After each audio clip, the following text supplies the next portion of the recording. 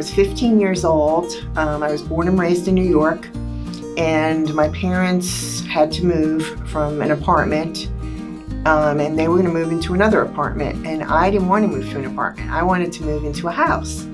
So I looked in the ads in the newspaper and found that they were building new construction, and it was under $3,000 down. So I cut the ad out. I was all of 15 years old, and I cut the ad out and gave it to them, and my mom and dad actually took an interest in it, and they bought that house, and they lived in that house until they passed away, 35 years. That was my interest, and then from there I just would help friends, family, everyone find houses. And anything you're going to be successful at, you have to be consistent. So if you're having challenges of getting customers, getting clients, you have to put yourself out there, whether it be on, many different ways. And I learned that in other aspects of life. You have to put yourself out there on social media. You have to put yourself out there prospecting. I learned, you should prospect an hour a day. The business isn't just going to come to you. Now, if you have a great referral network of people, people will refer you, but you can't just depend on that. Unfortunately, for me, I'm not born and raised here, so I didn't have a network.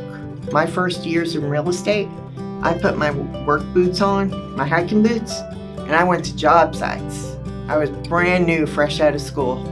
I trudged through mud to tell a builder why he needed to have me list the house. I didn't have the confidence, but I kind of faked it till I made it.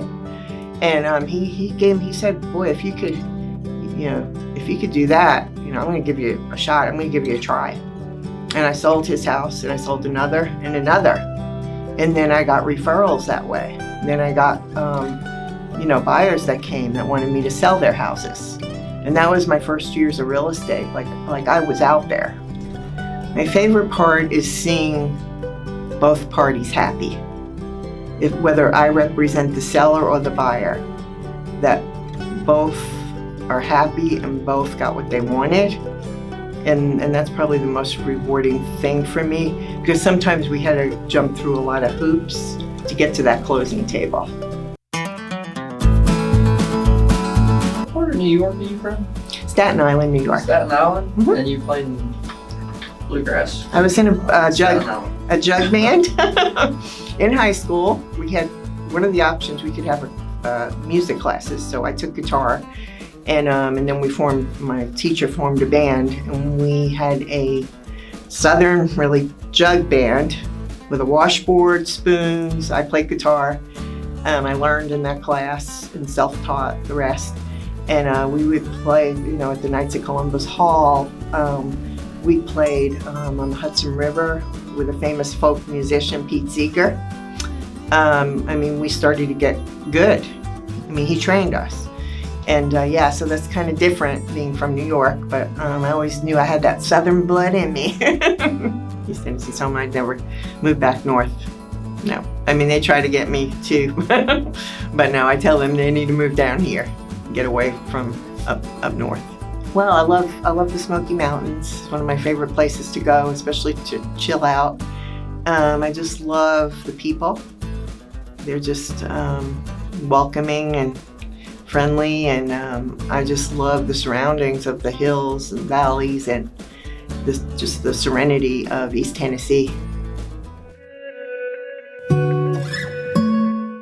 I had breast cancer 21 years ago. Okay. And that was kind of a wake-up call to self-care. So some of my other ventures I'm into health and wellness, and I'm part of a company that does that. I just do that on the side. I do real estate full-time. So I just do that on the side because I'm also passionate about helping people, get healthy. I'm not I'm not 100% have arrived, but it's a work in progress. And when I got the breast cancer diagnosis, it kind of changed my perspective on life. I'm just grateful to be alive. I'm grateful to be here.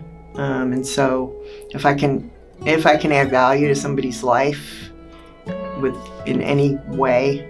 I try to do that. My other is my religious beliefs are just, love God, and I want to share with people about what He's done for me. God first is in everything I do. Without Him being first, I wouldn't be here. I wouldn't have any success in anything. And I include Him in everything I do.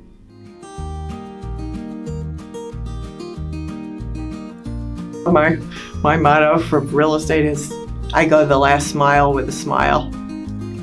So I will go above and beyond for a client, a friend, anyone. Like I want my life to be a gift to people. I want them to be better when they walk away from me than before they met me.